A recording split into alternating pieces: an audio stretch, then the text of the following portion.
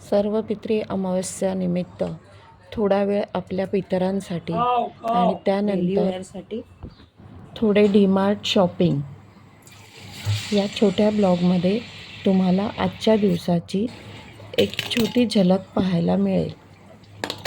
अध्यात्म, परंपरा आणि थोडी मज्जा.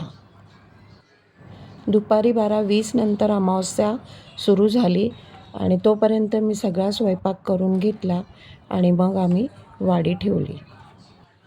डीमार्टमधलं वातावरण एकदम भन्नाट होतं आणि मी काही खरेदी केली आहे ती तुमच्यासोबत शेअर केली आहे.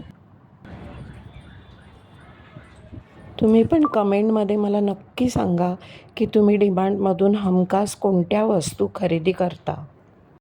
ब्लॉग पाहिल्यावर लाईक, शेअर आणि सबस्क्राईब करायला विसरू नका. 199ला टॉवेल.